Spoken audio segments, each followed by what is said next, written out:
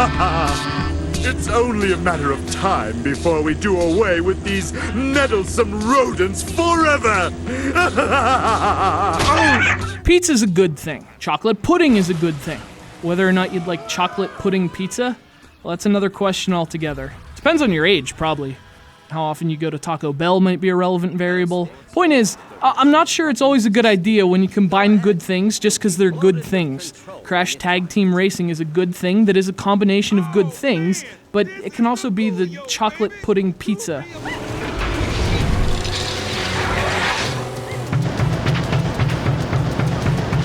Crash Tag Team Racing is a good thing that is a combination of good things, but it could also be the chocolate pudding pizza of video games. And as much as I like it, I can't say the people who hate it are entirely off base either. I mean, chocolate pudding pizza, that's disgusting.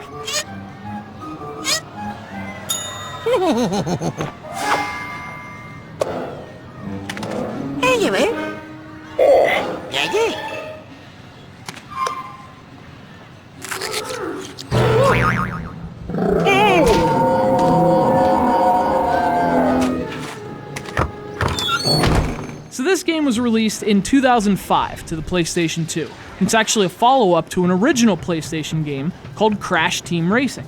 Basically, it's Crash Bandicoot does Mario Kart. It's a kart racer for the Crash franchise. But more accurately, it's kind of like Crash does Diddy Kong Racing, because this game combines racing and platforming into a combination that, despite the game's quality, never really makes any sense. So it works like this. All the racetracks are split up into different worlds, and those worlds are connected by a hub world. If that sounds like Diddy Kong Racing, it's because it kind of is. In fact, it's actually a full-blown platformer in terms of its structure. You're running around and jumping on platforms, collecting coins. It's not until you access a mission that you get to race. So actually, if you took Super Mario 64 and everything was the same, except that once you jumped in the paintings, you played Mario Kart. That's exactly what tag team racing is like. And personally, I really enjoy that. I mean, that's two of my favorite genres combined into one. But the problem is, it's not really combined into anything. It feels like two totally separate, totally disconnected games. It really makes no sense to put them together, especially considering that the way you play those two genres totally differs. When I'm playing a kart racer, I want a quick pace, track to track, one after another, lots of frantic gameplay. You do not get that from this game. It has that slow, deliberate vibe of a late 90s rareware platformer, which is the exact opposite of what you want from a racing game. So, I mean, certainly, I enjoy the game, but I can totally see why you might not. It's just a weird mix. Frankly, it doesn't really work.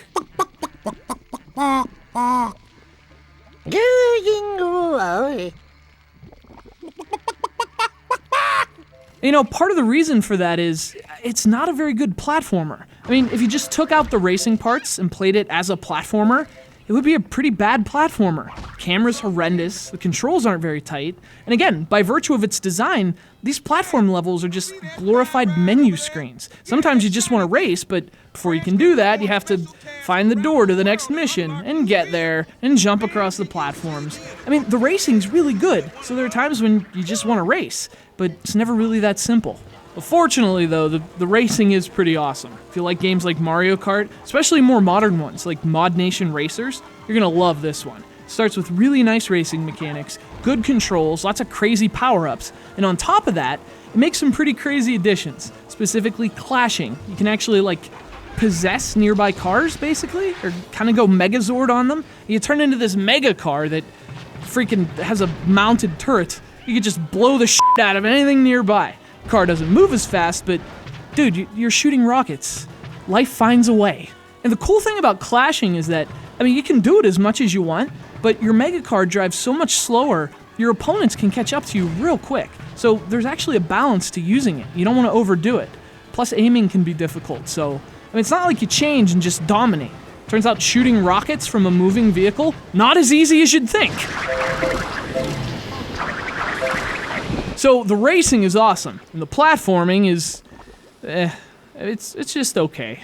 Frankly, the whole death thing just adds to the pointlessness of it. There are a bunch of hidden ways to die in the platforming stages, or to kill other characters. So when you do it, you get this little cutscene, and then you unlock some stuff. And it's funny at first, but after a while it kind of gets annoying, especially considering that, there's no penalty for dying, so you just respawn. Given the terrible camera and slightly wonky controls, you're probably going to die quite a bit. As far as the presentation goes, the game actually looks pretty good, especially during the racing levels. The music's not as great, kind of forgettable, but again, visually this is a nice looking PS2 game, and the worlds are all pretty diverse thematically. You know, you could put two people at a table, one who loves this game, another who hates it, and I'd see both sides of the argument. And on the one hand, the racing's awesome, and flawed as it may be, there's something fun and nostalgic about the platforming. It's a unique mixture. On the other hand, it feels disjointed, and the combination is never beneficial to either part. It's just awkward. Like a first date where, you know it's kind of weird, but she's really good at Mario Kart, and she likes chocolate pudding pizza. Alright, that doesn't make sense. But neither does Crash Tag Team Racing. Thanks to our pal Chris from Jersey City, New Jersey, for sending it in.